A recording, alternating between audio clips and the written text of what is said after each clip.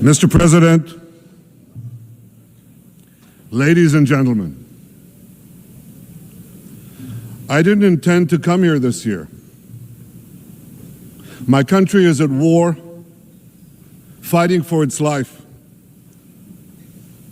But after I heard the lies and slanders leveled at my country by many of the speakers at this podium, I decided to come here and set the record straight.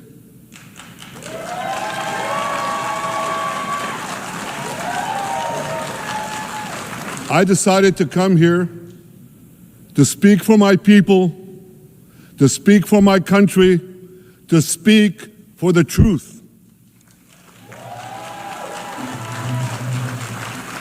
And here's the truth. Israel seeks peace.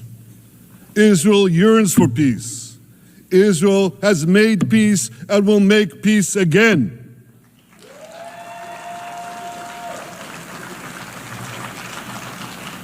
Yet we face savage enemies who seek our annihilation, and we must defend ourselves against these savage murderers.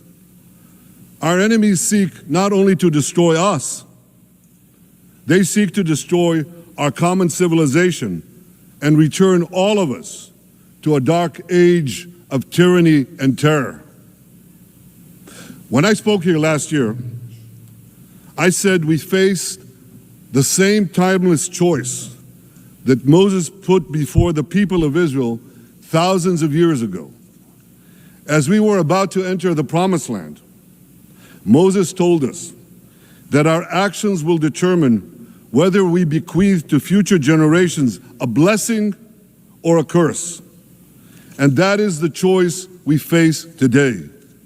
The curse of Iran's unremitting aggression, or the blessing of a historic reconciliation between Arab and Jew. In the days that followed that speech, the blessing I spoke of came into sharper focus. A normalization deal between Saudi Arabia and Israel seemed closer than ever. But then came the curse of October 7th. Thousands of Iranian-backed Hamas terrorists from Gaza burst into Israel in pickup trucks, on motorcycles, and they committed unimaginable atrocities. They savagely murdered 1,200 people. They raped and mutilated women. They beheaded men. They burned babies alive. They burnt entire families alive, babies, children, parents, grandparents, in scenes reminiscent of the Nazi Holocaust. Hamas kidnapped 251 people from dozens of different countries, dragging them into the dungeons of Gaza. Israel has brought home 154 of these hostages, including 117 who returned alive.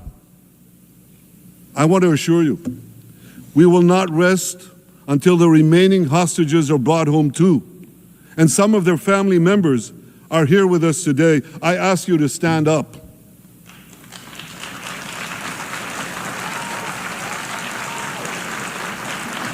With us is Eli Stevie, whose son Idan was abducted from the Nova Music Festival. That was his crime, a music festival. And these murderous monsters took him. Kobe Smirno, whose son Jonathan was murdered, and his corpse was taken into the dungeons, into the terror tunnels of Gaza, a corpse held hostage. Salim al-Atrash, whose brother Muhammad, a brave Arab-Israeli soldier, was murdered. His body too was taken to Gaza. And so was the body of Ifat Hyman's daughter in Bar, who was brutally murdered at that same music festival. With us is Sharon Sharabi, whose brother Yossi was murdered, and who prays for his older brother Eli, who is still held hostage in Gaza. And with us too is Yizhar Lifshitz from Kibbutz Nir Oz, a kibbutz that was wiped out by the terrorists. Thankfully, we achieved the release of his mother Yocheved, but his father Oded is still languishing in an underground terrorist hell of Hamas. I again promise you, we will return your loved ones home. We will not spare that effort until this holy mission is accomplished.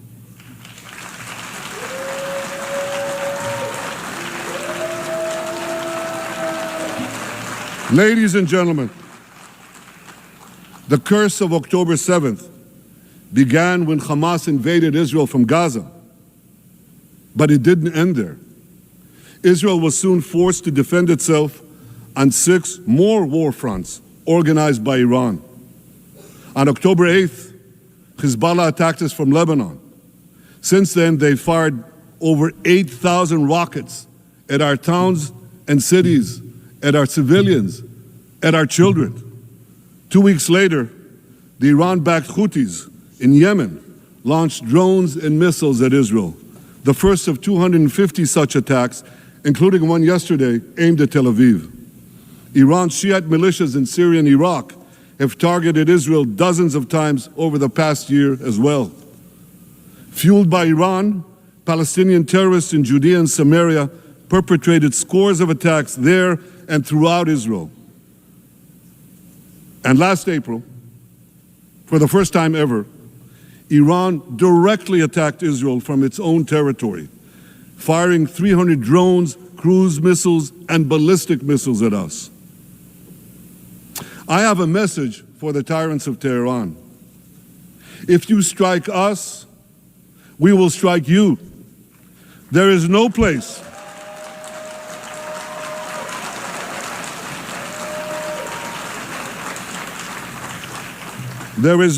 in Iran that the long arm of Israel cannot reach. And that's true of the entire Middle East.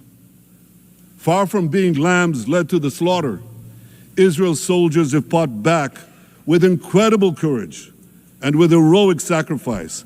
And I have another message for this assembly and for the world outside this hall. We are winning.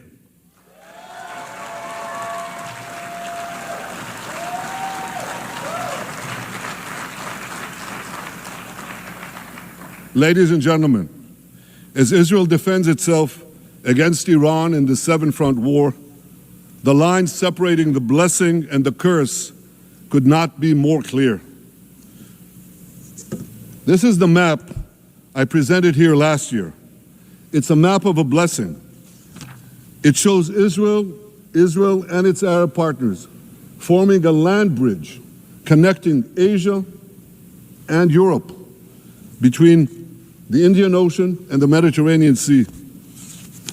Across this bridge, we will lay rail lines, energy pipelines, fiber optic cables, and this will serve the betterment of 2 billion people. Now look at this second map. It's a map. Look at the second map. It's a map of a curse. It's a map of an arc of terror that Iran has created and imposed from the Indian Ocean to the Mediterranean. Iran's malignant arc has shut down international waterways. It cuts off trade. It destroys millions, destroys nations from within, and inflicts misery on millions. On the one hand, a bright blessing, a future of hope. On the other hand, a dark future of despair. And if you think this dark map is only a curse for Israel, if you think that, then you should think again. Because Iran's aggression, if it's not checked, will endanger every single country in the Middle East and many, many countries in the rest of the world. Because Iran seeks to impose its radicalism well beyond the Middle East. That's why it funds terror networks on 5 continents. That's why it builds ballistic missiles for nuclear warheads to threaten the entire world. For too long, the world has appeased Iran. It turns a blind eye to its internal repression. It turns a blind eye to its external aggression. Well, that appeasement must end. And that appeasement must end now.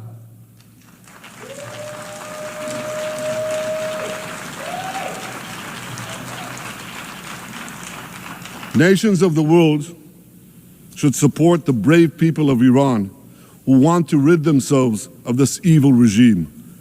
Responsible governments should not only support Israel in rolling back Iran's aggression, they should join Israel.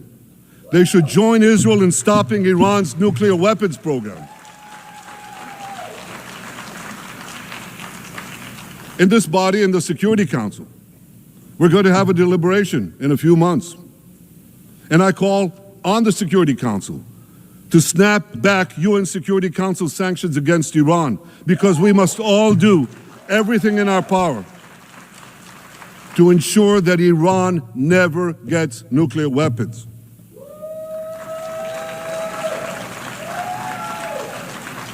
For decades, I've been warning the world against Iran's nuclear program. Our actions delayed this program by perhaps a decade, but we haven't stopped it. We've delayed it, but we haven't stopped it.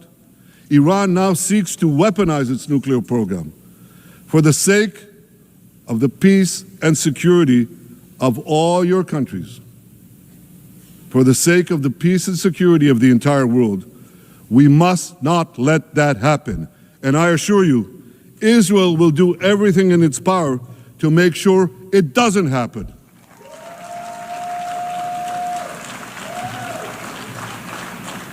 So, ladies and gentlemen, the question before us is simple.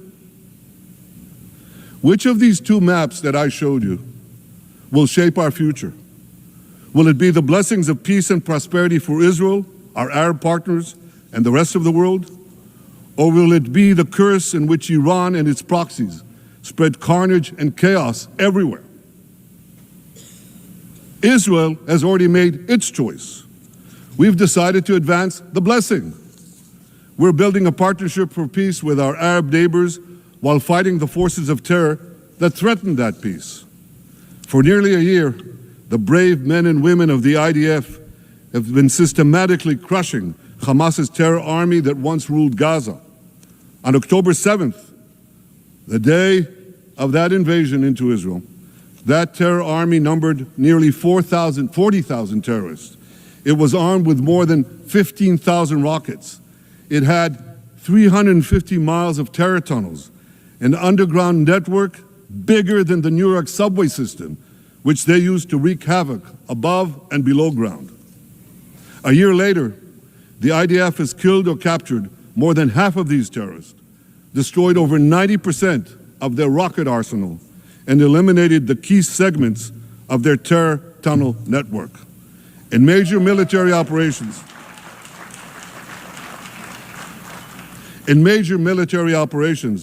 we destroyed nearly all of Hamas's terror battalions, 23 out of 24 battalions.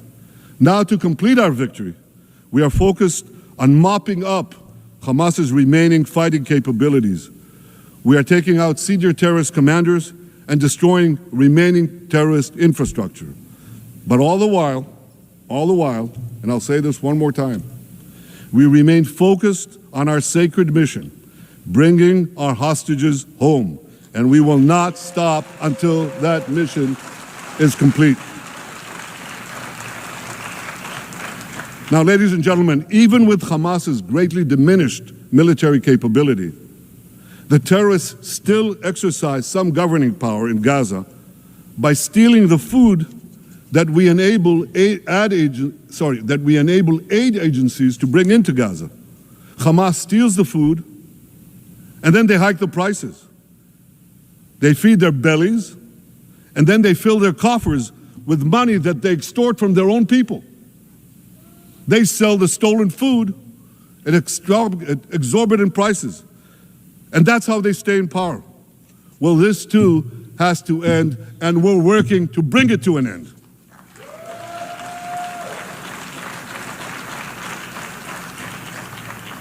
And the reason is simple. Because if Hamas stays in power, it will regroup, rearm, and attack Israel again and again and again, as it is vowed to do. So Hamas has got to go.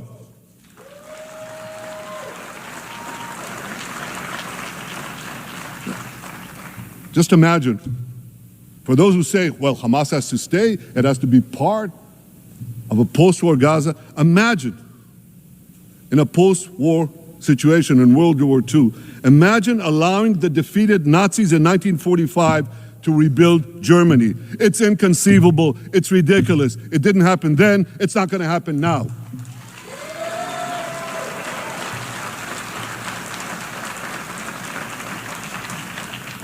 This is why Israel will reject any role for Hamas in a post-war Gaza.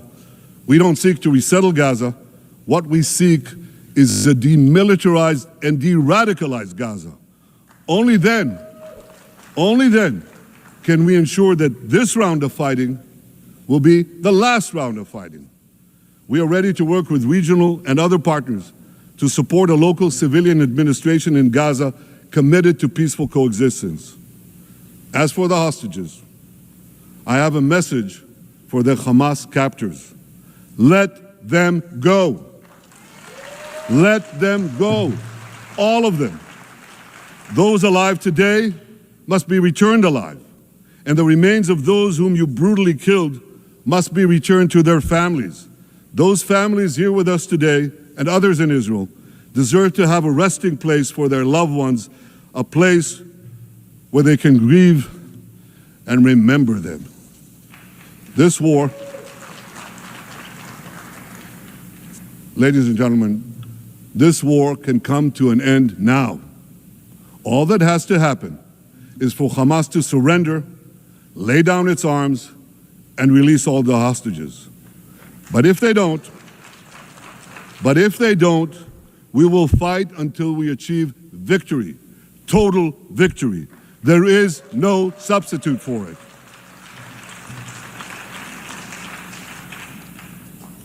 Israel must also defeat Hezbollah in Lebanon.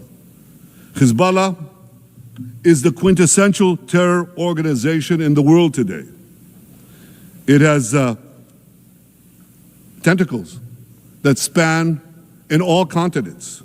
It has murdered more Americans and more Frenchmen than any group except bin Laden. It's murdered the citizens of many countries represented in this room. And it has attacked Israel viciously over the last 20 years. In the